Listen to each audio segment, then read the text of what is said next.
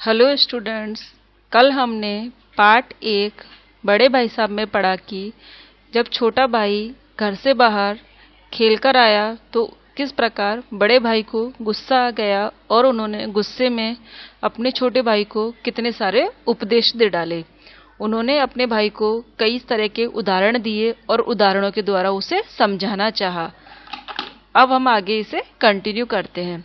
बड़ा भाई उपदेश देते हुए कहता है कि ये जो टीचर हैं, जो परीक्षक हैं, इनको किसी भी चीज़ में सोचते नहीं हैं कि बच्चे कैसे पढ़ते हैं, केवल रटंत शिक्षा पर ही ये बल देते हैं। शिक्षक ने कह दिया, समय की पाबंदी पर एक निबंध लिखो जो 4 पन्नों से कम ना हो। अब आप कॉपी सामने खोलें, कलम हाथ में लिए उसके नाम को रोइए। कौन नहीं जानता कि समय की पाबंदी बहुत अच्छी बात है, पर इससे आदमी के जीवन में संयम आ जाता है, दूसरों को उस पर स्नेह होने लगता है और उसके कारोबार में उन्नति होती है। अर्थात जो समय के साथ चलता है उसके जीवन में संयम आ जाता है, दूसरे लोग उससे प्रेम करने लगते हैं, उसके कारोबार में उन्नति होती है। लेकिन इस जरा सी बात पर 4 पन्ने कैसे लिखें? अर्थात जो बड़े भाई साहब थे उनके लिए समय की पाबंदी पर 4 पन्ने निबंध लिखना बहुत बड़ी बात थी। उन्होंने समझाया कि जो बात एक वाक्य में कही जा सके उसे 4 पन्नों में लिखने की क्या जरूरत है। मैं तो इसे हिमाकत कहता हूँ। यह तो समय की किफायत नहीं, समय को बचाना नहीं, बल्कि समय का दुरुपयोग है कि व्यर्थ में किस बात को ठूस दिया जाए। हम चाहते हैं कि जो भी कुछ आदमी को कहना हो चटपट कह दे और अपनी राह ले, मगर नहीं, आपको 4 पन्ने रंगने पड़ेंगे, चाहे जैसे लिखिए, और पन्ने भी पूरे फुल स्केप आकार के। अर्थात बड़ा भाई कह रहा है कि जो परीक्षक होते हैं, जो शिक्षक होते हैं, जो आज की रटंत विद्या है, उसके आधार पर समय की पाबंदी पर एक छोटी सी बात के ऊपर इतना बड़ा निबंध लिखने के लिए दे देते हैं, और वो भी पूरे 4 पेज। आगे कह रहे हैं कि यह तो छात्रों पर अत्याचार है, अनर्थ तो है। यह कहा जाता है संक्षेप में लिखो, कि एक तरफ तो कहते हैं कि 4 पन्ने में लिखो और दूसरी तरफ कहते हैं कि संक्षेप में लिखो। समय की पाबंदी पर संक्षेप में एक निबंध लिखो जो 4 पन्नों से कम ना हो। ठीक, संक्षेप में तो 4 पन्ने हुए, नहीं शायद 100-200 पन्ने लिखवाते। तेज भी दौड़िए और धीरे धीरे भी, अर्थात 2 तरह की बातें कही। उल्टी बात है या नहीं, बालक भी इतनी सी बात समझ सकता है, लेकिन इन अध्यापकों को इतनी भी तमीज ही नहीं।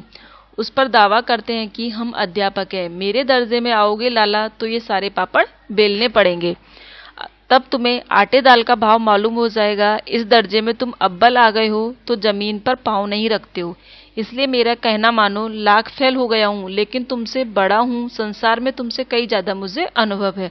जो कुछ भी मैं कहता हूँ उसे गिरह बांधो, नहीं तो पछताओगे। स्कूल का समय निकट था, नहीं ईश्वर जाने यह उपदेश माला कब समाप्त होती।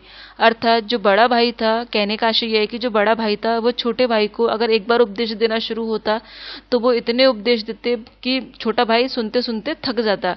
उस दिन भी यही हुआ कि स्कूल का समय निकट आ गया, नहीं तो बड़ा भाई छोटे भाई को पता नहीं कितना उपदेश देते।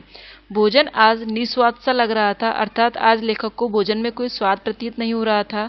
जब पास होने पर उनका यह तिरस्कार हो रहा है तो फेल हो जाने पर शायद उनके प्राण ही ले लिए जाएं। भाई साहब ने अपने दर्जे की पढ़ाई का जो भयंकर चित्र खींचा था उसने मुझे भयभीत कर दिया। स्कूल छोड़कर घर नहीं भागा, यही सबसे बड़ा ताजुब। अर्थात बड़े भाई ने छोटे भाई को कई प्रकार के ऐसे ऐसे उदाहरण दिए जिनको सुनकर लेखक भयभीत हो गया, और उस गनीमत ये रही कि लेखक उन सबको सुनकर स्कूल छोड़कर नहीं गया। लेकिन इतने तिरस्कार पर भी पुस्तकों में मेरी अरुचि जो की त्यों ही बनी रही। अर्थात लेखक को पुस्तकें अच्छी नहीं लगती थी। खेल कूद का कोई भी अवसर हाथ से न जाने देता, पढ़ता भी मगर बहुत कम, बस इतना कि रोज का टास्क पूरा हो जाए और दर्जे में जलील भी नहीं होना पड़े, दर्जे में अपमानित भी नहीं होना पड़े। अपने ऊपर जो विश्वास पैदा हुआ था फिर वह लुप्त हो गया और फिर चोरों का सा जीवन कटने लगा। फिर सालाना इम्तिहान हुआ। कुछ ऐसा संयोग हुआ कि जो लेखक थे वो फिर से पास हो गए और बड़ा भाई फिर से फेल। मैंने बहुत मेहनत नहीं की, पर न जाने कैसे दर्जे में फिर से अव्वल आ गया। मुझे खुद पर आश्चर्य हुआ। भाई साहब ने प्राणांतक परिश्रम किया। प्राणांतक अर्थात बड़े भाई साहब ने जी तोड़ मेहनत की, जितना वो कर सकते थे उतनी उन्होंने मेहनत की। वे कोर्स का एक एक शब्द चाट गए। 10 बजे रात तक इधर, 4 बजे भोर से उधर। 6 से 9:30 तक स्कूल जाने के पहले मुद्रा उनकी कांतिहीन हो गई। उनके चेहरे का रंग बदल गया, मगर बेचारे फैल हो गए। मुझे उन पर दया आती थी। नतीजा सुनाया गया तो वह रो पड़े और मैं भी रोने लगा। अपने पास होने की खुशी आधी हो गई। अर्थात जब उन्होंने सुना कि मेरा बड़ा भाई फेल हो गया है तो लेखक के खुद के पास होने की खुशी भी आधी हो गई थी। मैं भी फेल हो गया होता तो भाई साहब को इतना दुख न होता, लेकिन विधि को कौन टाले। विधि अर्थात भाग्य। मेरे और भाई साहब के बीच में अब केवल एक दर्जे का अंतर और रह गया।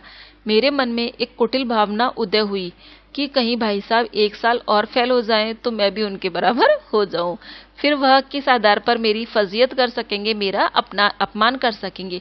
लेकिन मैंने इस विचार को दिल से बलपूर्वक निकाल दिया। आखिर वह मुझे मेरे हित के विचार से ही तो डांटते हैं।